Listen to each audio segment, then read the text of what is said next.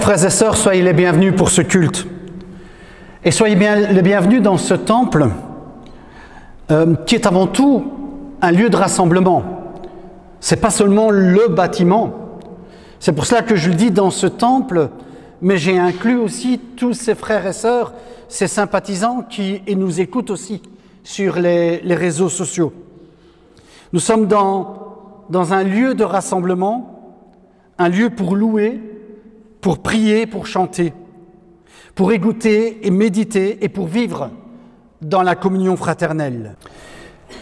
Une toute petite histoire qui raconte que lorsque Dieu décide de donner les 10 commandements, lorsqu'il veut les donner aux enfants d'Israël, les montagnes se disputent entre elles. Elles s'adressent à Dieu et toutes veulent avoir ce privilège d'avoir Moïse sur cette montagne et que Moïse puisse descendre de cette montagne avec les 10 commandements. Et il y a une première qui prend la parole, c'est le mont Hermon, un mont magnifique où encore aujourd'hui les Israéliens peuvent aller skier. Et il dit à Dieu, Seigneur, moi je suis la plus haute montagne d'Israël. J'étais la première aussi à avoir émergé du déluge. C'est donc à moi que doit revenir le privilège d'accueillir ta loi.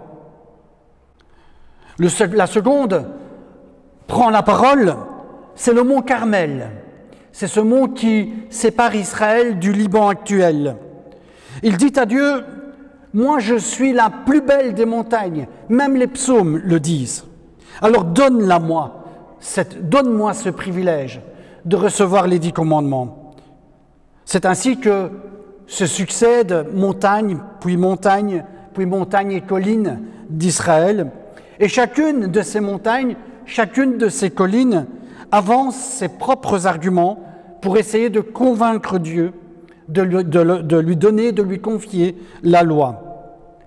Mais Dieu choisit de donner sa loi sur le mont Sinaï. Pourquoi ? Dieu dit parce qu'elle est située dans un désert. Parce que ce n'est pas la plus belle des montagnes. Ce n'est pas la plus haute. Mais en étant située dans le désert, les hommes et les femmes pourront comprendre que la loi ne rend pas supérieur, ne rend pas plus beau, mais elle rend humble, elle rend simple, elle rend humain l'être humain qui veut la respecter. Alors, frères et sœurs, à partir de cette histoire, nous pouvons affirmer que nous ne sommes pas la plus belle ni la meilleure des églises du monde. Mais nous ne sommes pas non plus la pire. Simplement, nous voulons et humblement croire que cette Église, ce temps de culte, c'est le temps de culte que nous rendons à Dieu, c'est l'Église de Jésus-Christ. C'est lui qui l'amène. Alors que la paix et la grâce de Dieu nous remplissent et nous animent tout au long de ce culte. Je vous invite à vous lever dans la prière. Seigneur, sois au milieu de nous pour nous permettre de vivre ce culte avec ce désir de t'adorer humblement, de vivre ce culte dans la reconnaissance de ton amour, un amour que tu nous révèles à travers ton Fils Jésus-Christ. Merci d'être au milieu de nous pour nous donner ton Esprit Saint, qu'il nous anime, qu'il éclaire notre chemin. C'est au nom de ton Fils Jésus que nous te prions. Amen. Et nous chantons ce premier cantique.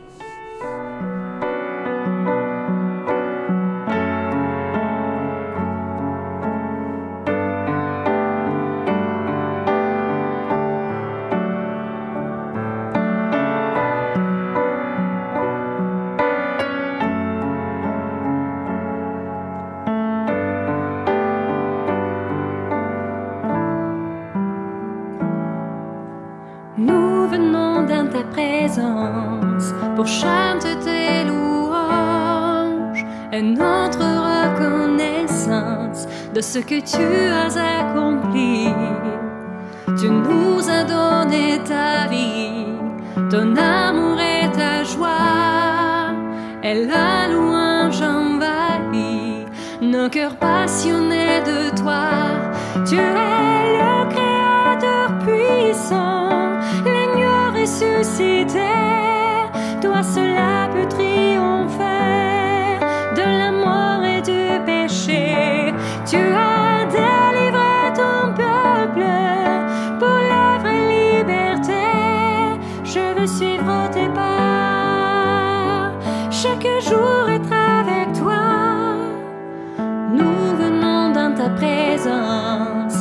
chante tes louanges et notre reconnaissance de ce que tu as accompli. Tu nous as donné ta vie, ton amour et ta joie, et la louange envahit nos cœurs passionnés de toi. Tu es le Créateur puissant, l'agneau ressuscité. Toi seul peut triompher de la mort et du péché. Tu as délivré ton peuple pour la vraie liberté.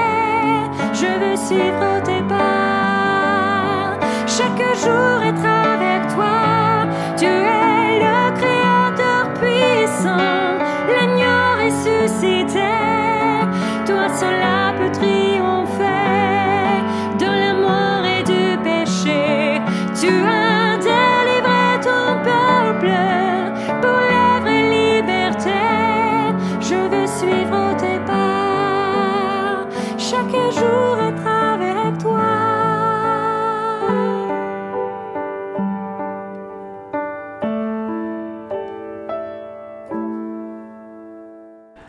Un petit temps dans la prière avec deux psaumes.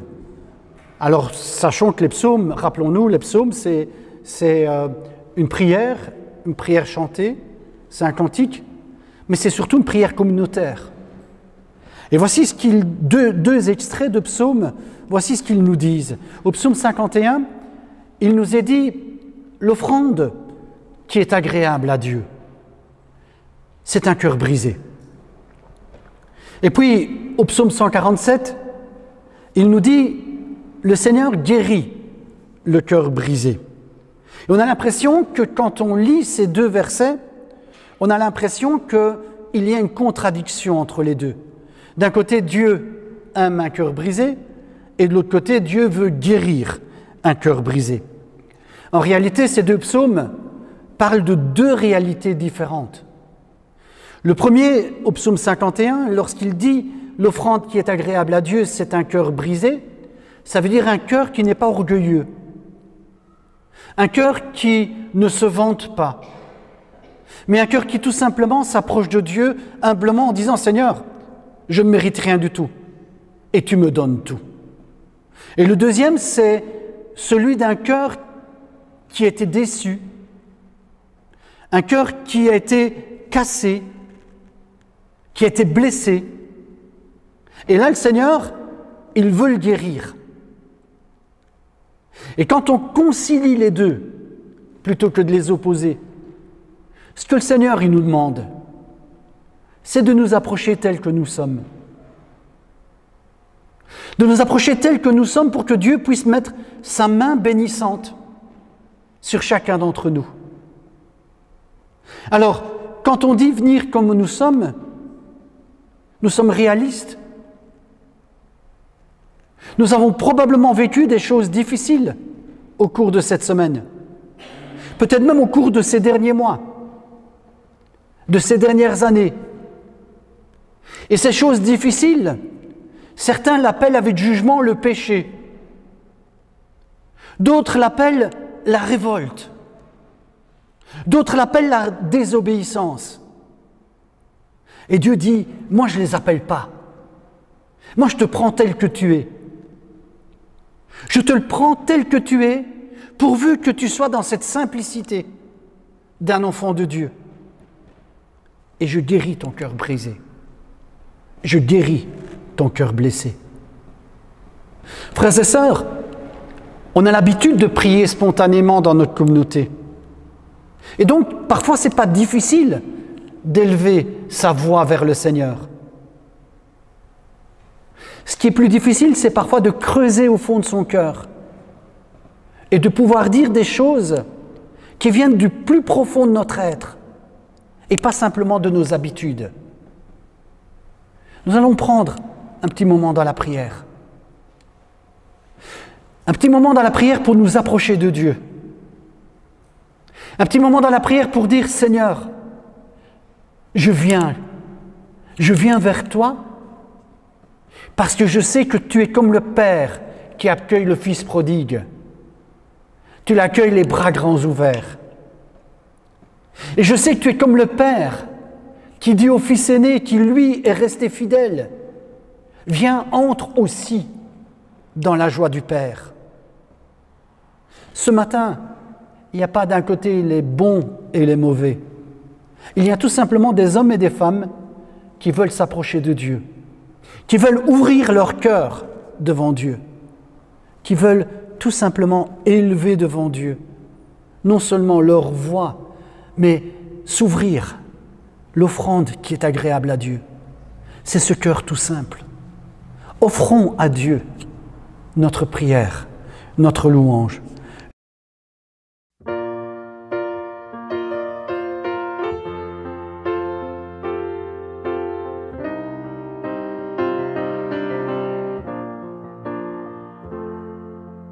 Bien sûr que nos pas sont imparfaits. La vie s'est faite de virages, de retours en arrière. Bien sûr, on n'est pas que ce que l'on fait. Et l'on mesure l'écart avec ce que l'on voudrait être.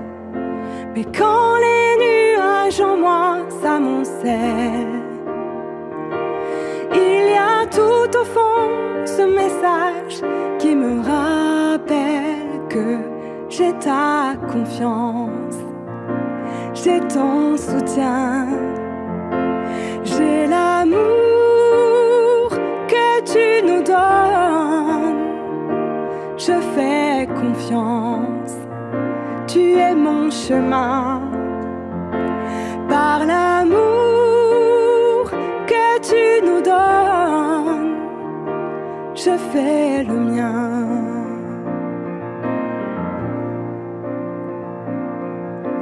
Bien sûr, parfois les soucis m'enchaînent, que la vie puisse être dure et de nature humaine. Bien sûr que nos failles existent encore. Les blessures ne disparaissent pas comme par un coup du sort. Mais quand les nuages en moi s'amoncellent, il y a tout au fond ton message qui me rappelle que j'ai ta confiance, j'ai ton soutien, j'ai l'amour que tu nous donnes. Je fais confiance, tu es mon chemin. Par l'amour que tu nous donnes, j'ai ta confiance, j'ai ton soutien, j'ai l'amour que tu nous donnes. Je fais confiance, tu es mon chemin. Par l'amour que tu nous donnes, je fais le mien.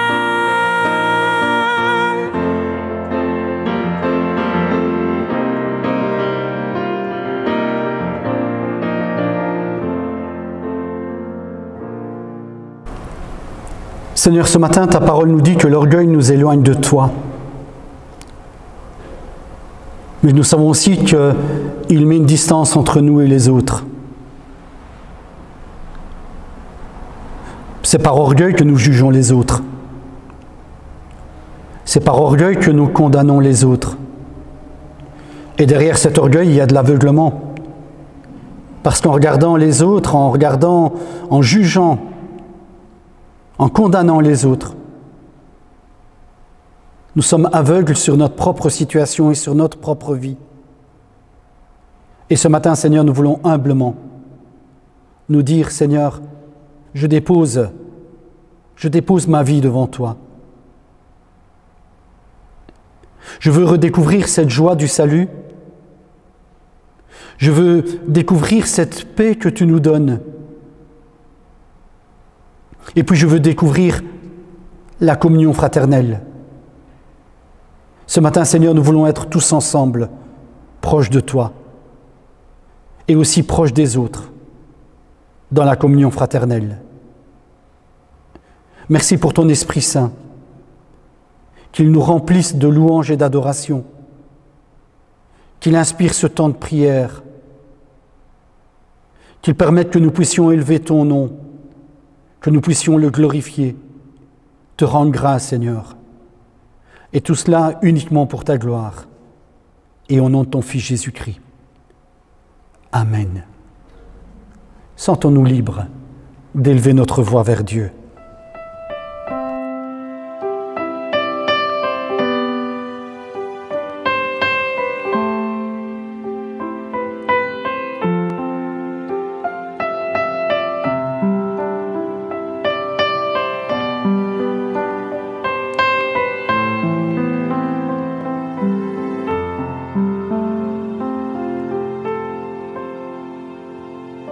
Lumière du monde venue dans l'obscurité, tu m'ouvres les yeux et je vois tant de beauté que mon cœur ému t'adore. Je sais que ma vie est en toi et me voici pour louer, me voici à tes pieds.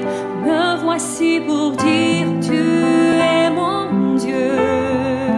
Tout en toi est beauté, tout en toi est grandeur, tout en toi est merveilleux pour moi.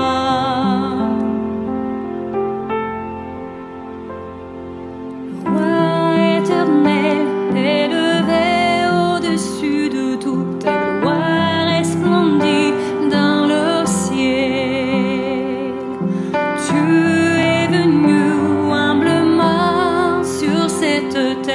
Tu t'es donné par amour. Me voici pour louer, me voici à tes pieds, me voici pour dire tu es mon Dieu. Car tout en toi est beauté, tout en toi est grandeur, tout en toi est merveilleux pour moi.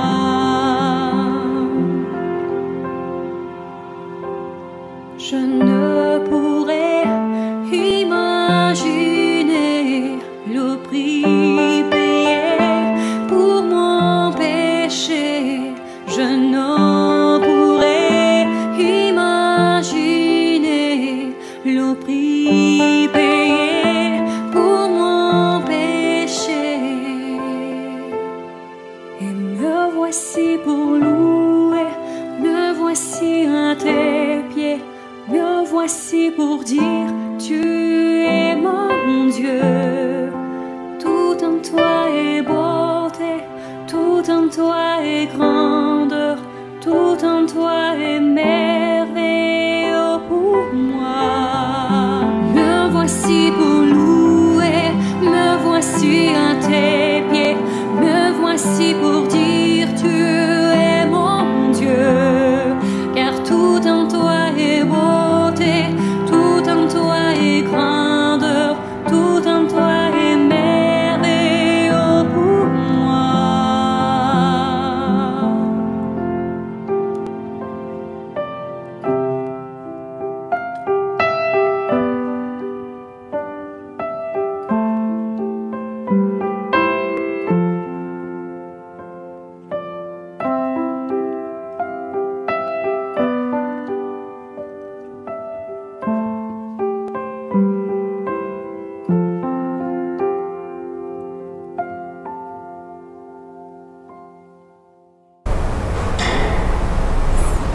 Seigneur, tu viens habiter nos silences, tu viens habiter nos paroles, tu viens habiter nos soupirs. Ta parole nous dit que le Saint-Esprit intercède par des soupirs inexprimables. Et parfois, c'est vrai, Seigneur, que nous n'arrivons pas à formuler, à exprimer nos prières. Et pourtant, elles sont là.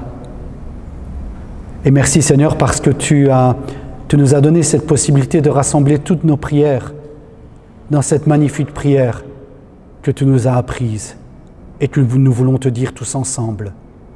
Notre Père qui es aux cieux, que ton nom soit sanctifié, que ton règne vienne, que ta volonté soit faite sur la terre comme au ciel. Donne-nous aujourd'hui notre pain de ce jour. Pardonne-nous nos offenses comme nous pardonnons aussi à ceux qui nous ont offensés. Ne nous laisse pas entrer en tentation, mais délivre-nous du mal, car c'est à toi qu'appartiennent, pour les siècles des siècles, le règne, la puissance et la gloire. Amen.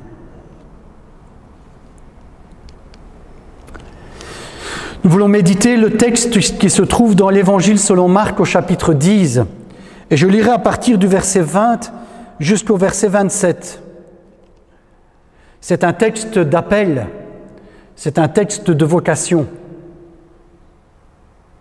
Comme Jésus se mettait en chemin, un homme accourt et il se jette à genoux devant lui. Et il lui dit, « Bon maître, que dois-je faire pour hériter la vie éternelle ?» Jésus lui dit, « Pourquoi m'appelles-tu bon? Il n'y a de bon que Dieu seul. Tu connais les commandements. Tu ne commettras pas d'adultère, tu ne tueras pas, tu ne déroberas pas, tu ne diras pas de faux témoignages, tu ne feras tort à personne, honore ton père et ta mère. » Il lui répondit, « Maître, j'ai observé toutes ces choses dès ma jeunesse. » Et Jésus, l'ayant regardé, l'aima, et il lui dit, « Il te manque une chose. Va, vends tout ce que tu as, donne-le aux pauvres, et tu auras un trésor dans le ciel. Puis viens et suis-moi. » Mais affligé de cette parole, cet homme s'en alla tout triste, car il avait de grands biens. Et Jésus, regardant autour de lui, dit à ses disciples qu'il sera difficile à ceux qui ont des richesses d'entrer dans le royaume de Dieu. Les disciples furent étonnés de ce que Jésus parlait ainsi. Et reprenant, il leur dit, « Mes enfants, qu'il est difficile à ceux qui se confient dans les richesses d'entrer dans le royaume de Dieu. Il est plus facile à un chameau de passer par le trou d'une aiguille qu'à un riche d'entrer dans le royaume de Dieu. » Les disciples furent encore plus étonnés, et ils se dirent les uns aux autres, « Et qui peut être sauvé ?» Et Jésus les regarda, et il dit, « Cela est impossible aux hommes, mais non à Dieu, car tout est possible à Dieu. » Vous l'avez remarqué, frères et sœurs, Jésus est en chemin. Il a une journée bien remplie. Il enseigne, il répond aux questions, il bénit des enfants. Et puis, voilà qu'il est interpellé par un inconnu. On nous dit simplement que cet homme, il est riche et qu'il reconnaît en Jésus que c'est un maître. Et pas n'importe quel maître, mais un bon maître. Et donc, il va vers lui et il lui dit, « Moi, j'ai envie de la vie éternelle. J'ai envie d'hériter de la vie éternelle. » On ne sait rien de cet homme. C'est simplement un croyant. N'importe quel croyant. C'est-à-dire peut-être nous aussi. Un homme croyant, croyant depuis sa jeunesse. Et puis on nous dit c'est un homme qui est riche. Mais surtout on nous dit que malgré toutes ces pratiques religieuses et malgré toutes ces richesses, il a un manque, il a un vide, il a un goût d'inachevé. Et en cela, il nous rejoint aussi parce que parfois, nous aussi, malgré tous nos efforts, nous avons l'impression d'être vides. Nous avons l'impression que le ciel nous est bouché. Il ne sait pas que faire encore pour obtenir la vie éternelle. Probablement qu'il a essayé toutes les recettes, notamment celle des 10 commandements. Tu ne commettras pas d'adultère, tu ne tueras pas, tu ne déroberas pas, tu ne diras pas de faux témoignages, tu ne feras de tort à personne, honore ton père et ta mère. Il s'est dit, mais en respectant tout cela, certainement je vais avoir la vie éternelle. Certainement je serai heureux. Et voilà qu'il n'a ni l'un ni l'autre, qu'il n'a aucune certitude. Et il se tourne vers ce bon maître et il lui dit, Seigneur, j'ai tout observé. Qu'est-ce qui me manque en d'autres mots? J'ai tout observé. Et voilà que le Seigneur, avant même qu'il ouvre la bouche, la parole nous dit Dieu l'aime, Jésus l'aime. Jésus le respecte. Jésus le regarde avec bienveillance. Et il nous regarde aussi avec la même bienveillance. Il nous regarde, nous aussi, avec cette même bienveillance. Il dit, oui, il te manque une chose. Il lui dit, va, vends tout ce que tu as, donne-le aux pauvres, et tu auras un trésor dans le ciel, puis viens et suis-moi. On a l'impression que, là encore, il veut donner une recette. Mais nous savons que même si nous vendons tout, même si nous donnons tout aux pauvres, ce n'est pas pour cela que nous avons la garantie d'être heureux, d'être dans la paix et cette certitude de la vie éternelle. Donc Jésus n'est pas là pour nous donner une recette supplémentaire. Il termine cette histoire en disant, mais ce qui est impossible par nos propres efforts, Dieu le réalise par sa propre grâce. Ce qui est impossible aux hommes est possible à Dieu. C'est le choix de Dieu. Et voilà le cœur de ce texte. Le cœur de ce texte, c'est de nous interroger sur nos priorités, nous interroger sur nos recettes, nous interroger sur notre façon de voir Dieu, sur notre façon aussi de voir nos pratiques religieuses. Nous pouvons être des croyants. Nous pouvons respecter toute la parole de Dieu. Nous pouvons respecter tous les commandements, les 10 commandements. Mais en Jésus-Christ, il n'y en a pas un 11e. Il n'y en a pas un nouveau. Jésus ne veut pas non plus accuser les richesses. Il ne veut pas dire que la vie éternelle et le bonheur est réservé seulement à ceux qui ont tout vendu et qui ont suivi Jésus. Bien sûr que non. Jésus ne condamne pas. Il ne condamne pas le riche. Il ne donne pas en exemple le pauvre. Le texte nous dit, il le regarde et il l'aime. Il le respecte. Simplement, Jésus va interroger les attachements de ce jeune homme. Il est riche de beaucoup de choses. Il est probablement riche et fier de sa fortune.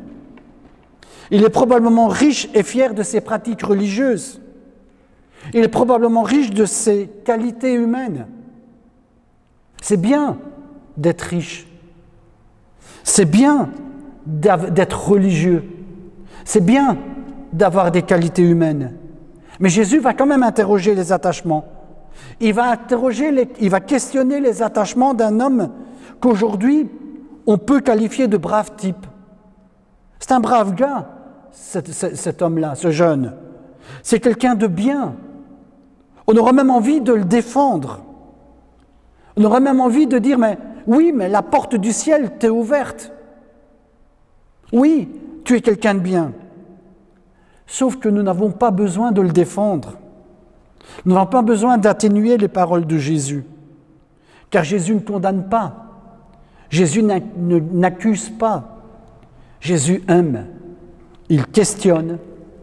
Il interroge. Même quand Jésus dit « Mes enfants, qu'il est difficile d'entrer dans le royaume de Dieu », il est plus facile à un chameau de passer par le trou d'une aiguille qu'à un riche d'entrer dans le royaume de Dieu. Même quand il dit cela, Jésus ne condamne pas. Jésus ne nous fait que nous questionner sur ce qui est important pour nous. Je me souviens d'une visite à l'église de la Nativité à Bethléem. Et elle a cette particularité, cette église, qu'on a rabaissé la hauteur de la porte. Et pourquoi est-ce qu'on l'a rabaissé, cette hauteur de la porte ? Parce qu'au Moyen-Âge, il y avait parfois des chevaliers qui voulaient entrer dans cette église, monter sur leur cheval, avec leur épée, avec leur armure, avec leur apparat. Ils voulaient parader devant Dieu. Et en rabaissant cette porte, tout simplement, on disait à tous les êtres humains, pas seulement à ces chevaliers, Dieu, ce qu'il veut, c'est vous. Ce n'est pas votre apparence. Ce n'est pas votre richesse. Ce n'est pas votre religiosité. Ce qu'il veut, c'est vous, tel que vous êtes.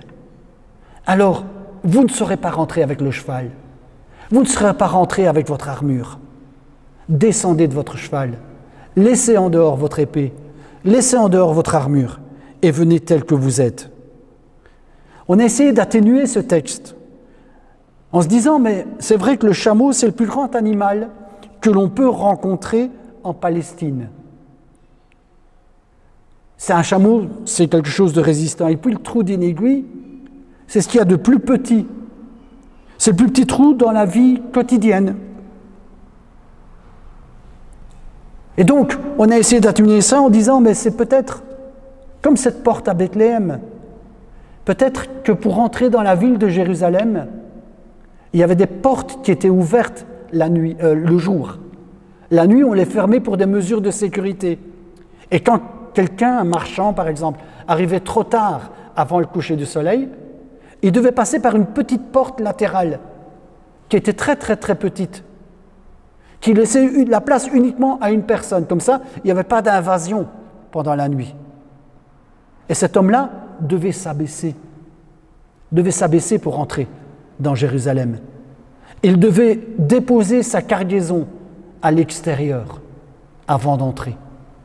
Et on a essayé d'atténuer ce texte en disant, mais voilà, c'est peut-être cette image-là en fait que Jésus veut donner. Débarrassez-vous de tout ce qui vous empêche d'être dans la paix de Dieu. On a voulu atténuer cela, mais Jésus n'atténue rien. Il dit, c'est pas possible. C'est pas possible tout simplement. C'est pas possible à l'être humain. C'est uniquement possible par l'amour et par la grâce de Dieu. C'est donc impossible à l'homme. Ce n'est pas dans l'ordre de la nature. C'est de l'ordre du choix de Dieu de nous donner la vie éternelle, de nous accueillir. C'est le choix de Dieu, c'est la volonté de Dieu, c'est l'amour de Dieu. Et ce choix de Dieu, Dieu l'incarne en Jésus-Christ, dans ses paroles, dans ses gestes. Jésus est ce témoin historique, ce témoin événementiel, pas seulement philosophique, pas seulement dans l'enseignement. C'est ce témoin qui montre ce que Dieu veut. Que le choix de Dieu, c'est de faire venir, arriver, advenir son royaume et la vie éternelle. Et donc la question qui se pose, c'est quoi alors vendre tous ces biens, les distribuer aux pauvres et le suivre? Pour certains, c'est peut-être un appel à tout quitter, effectivement. Mais pour les autres, c'est peut-être aussi un appel à la confiance. Ne te réfugie pas derrière ce que tu fais ou ce que tu ne fais pas. Aie confiance. Viens tel que tu es à Dieu. Quand nous laissons nos enfants prendre leur envol, qu'est-ce que nous faisons? Nous ne les abandonnons pas. Nous ne les laissons pas à leur sort. Simplement, nous prenons un peu de recul pour qu'eux puissent avancer. On leur laisse cette liberté d'avancer, de devenir des adultes, mais on reste toujours les parents. On est toujours attachés à ces enfants. Et ils resteront toujours nos enfants, même quand ils seront mariés, même quand ils auront eux-mêmes leurs enfants. Ce sera nos enfants. Et bien souvent, quand il leur arrivera une difficulté, ça nous fendra le cœur. Et quand ils auront une réussite, ça fera bondir notre cœur. Mais c'est la même chose avec Dieu. Dieu nous crée libres. Il nous laisse cette liberté et il nous dit, voilà, moi je t'ai tout donné, cette vie éternelle. Maintenant, vas-y, va dans cette vie. Va dans cette vie et vis ta vie, simplement, humblement. À quoi sommes-nous foncièrement attachés? C'est quoi être riche? Est-ce que la richesse se calcule en euros? Pour un certain type de richesse, oui. À la fin du mois, on aime bien avoir sa fiche de paye. On aime bien savoir qu'on a terminé le mois en positif. Et puis, depuis quelques années, on semble découvrir ce que Jésus a dit. Ce que Jésus a dit il y a 2000 ans, à savoir que la richesse, ce n'est pas seulement qu'une histoire de portefeuille. On est riche aussi quand on a acquis beaucoup de connaissances, quand on a pu cultiver notre intelligence, quand on a beaucoup de temps pour faire des choses, des loisirs, rencontrer d'autres personnes, se reposer, quand on peut compter sur beaucoup d'amis, quand on a bien sûr des capacités et des qualités, mais aussi quand on reçoit beaucoup d'amour et quand on en donne beaucoup. On est donc riche de façon variée. Et on est riche en Christ de certaines choses essentielles qui ne s'achètent pas avec l'argent. Cette paix intérieure, cette joie que le Seigneur nous donne, cette confiance qu'il nous donne.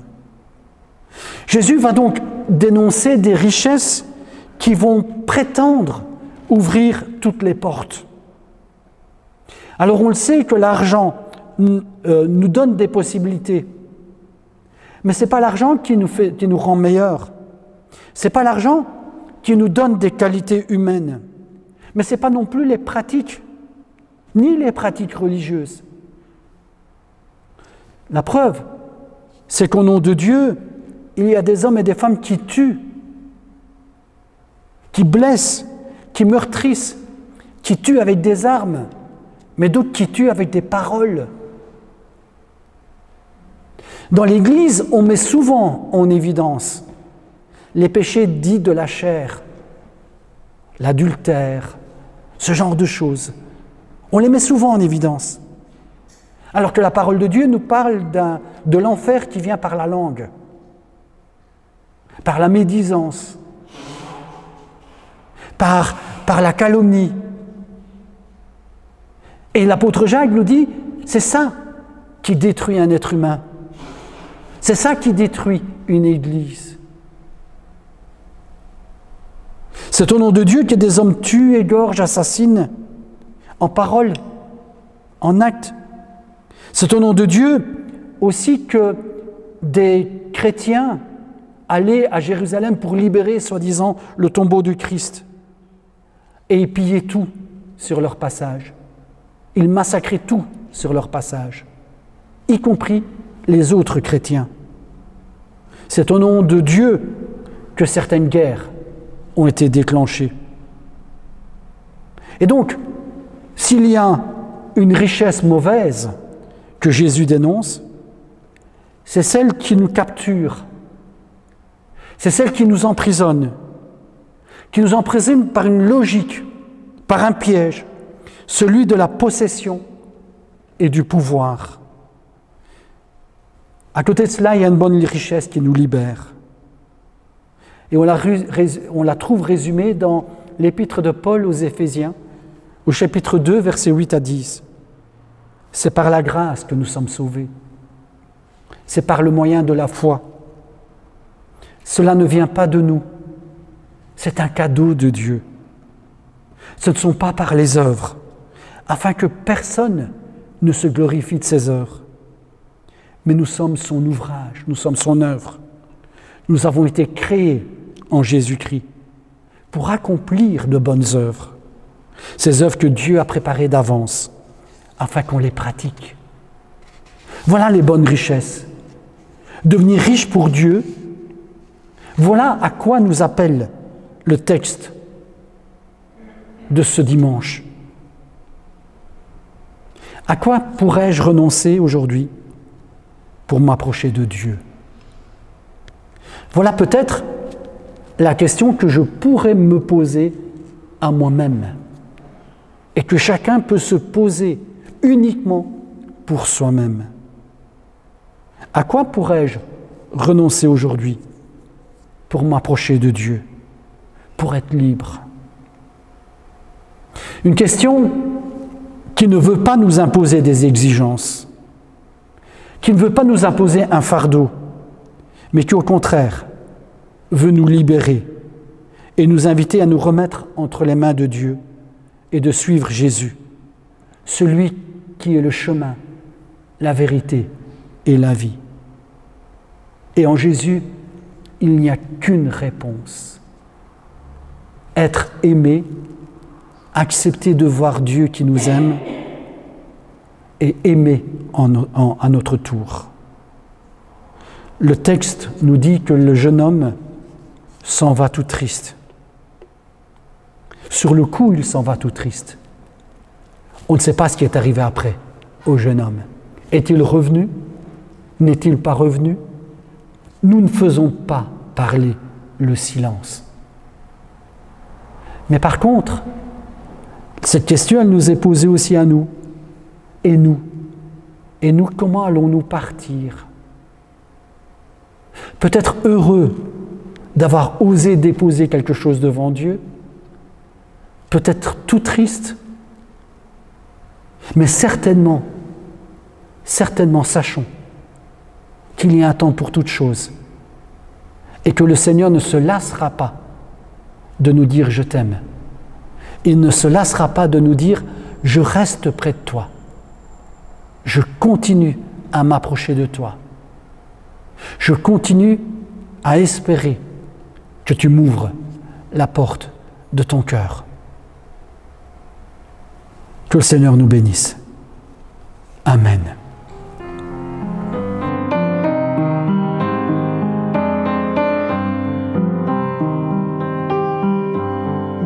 Magnifique est le Seigneur, tout mon cœur pour chanter Dieu. Magnifique est le Seigneur, alléluia, alléluia. Le nom du Seigneur est saint, son amour toujours rejoint ceux qui se confient en lui. Alléluia, alléluia.